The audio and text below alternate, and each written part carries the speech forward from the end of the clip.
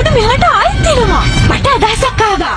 මේ ස්කෝබි මේ සේරම ඔයාට.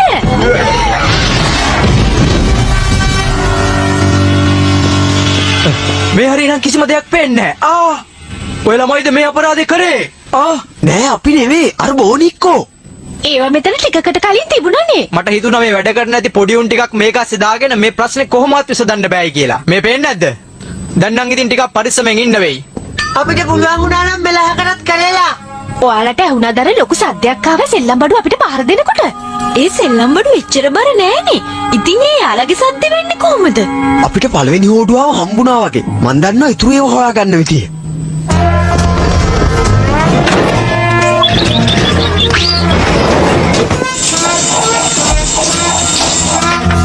ඒයි මේක බලන්න. මේ තියෙන්නේ මේ ගොඩනැගිලි ප්ලෑන් එක. මේක අලුත් කරලා හදලා තියෙන්නේ පරණ කෞතුකාගාරයේ තිබුණු භූමියේ. මට ඒ කෞතුකාගාරය මතකයි.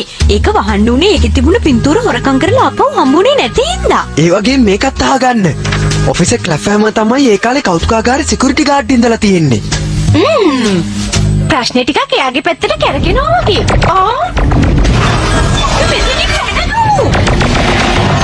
අයියෝ අපිව හිර වෙලා. බය වෙන්න බා ඔන්න බලන්නකෝ.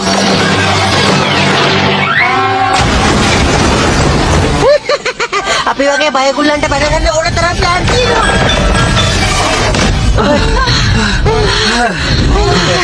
මම හිතන්නේ අපි ආපහු වෙදිලා ගිහලා හොඩුවාවක් හොයන්න ගත්තොත් හොඳයි. ආයි නම් බෑ. බය වෙන්න එපා ෂැගි. මේ පාර අපි වෙනස් විදිහකට බෙදිලා යමු. අපි මෙහෙම බෙදෙමු.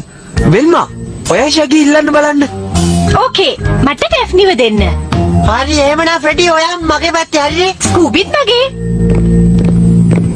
ඉතින් ෂැගි ඔයා ඊරා ගේම් එක බැලුවද? සෙල්ලම් කරන්න මම වැඩි කැමති නෑ. ඔව්නේ.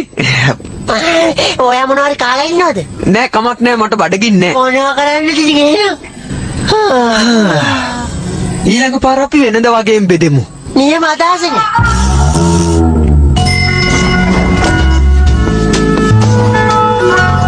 කවුද මේ වගේ පාට වෑන් වල ගන්නේ? මන් දන්නවා මේක කාටද අයිති කියලා.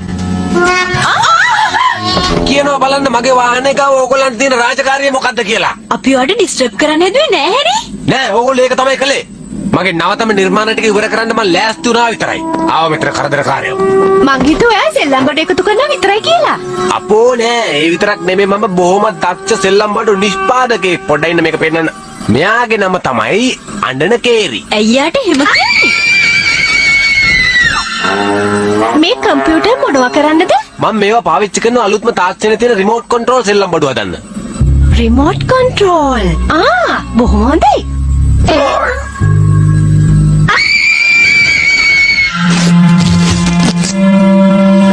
දැන් ඉතින් කිසිම දෙයකට බය වෙන්න දෙයක් නෑ. අපෝ යන නපුරු සද්දනේ දැහෙන්නේ. වෙන්න බෑ ෂැගි.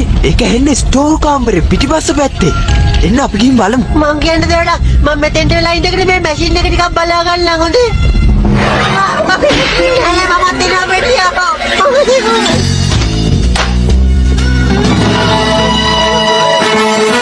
ඒ නපුරු සෙල්ලම් බඩු මාව මෙතන හිර කරලා පුටුවේ තියලා බැන්දා. මොනවා වුණත් ඒගොල්ලෝ හොඳ වැඩකාරයෝ. ලනුව ගැට ගාලා කිනෝ ගලවන්න බැරි වෙන්නේ. එතන හිටපු ගෝරිල්ලා තමයි වඩාත්ම ශක්තිමාන්. ඒ දැන් තියෙන ප්‍රශ්නේ ඔයා මොකද මෙච්චර ඇවිල්ලා මේ ස්ටෝර් කාමරේ කරන්නේ? ඕහෝ මේ බලන්නකෝ මේ. හරි ඔයාලා මාව අල්ලගත්තා. මමයි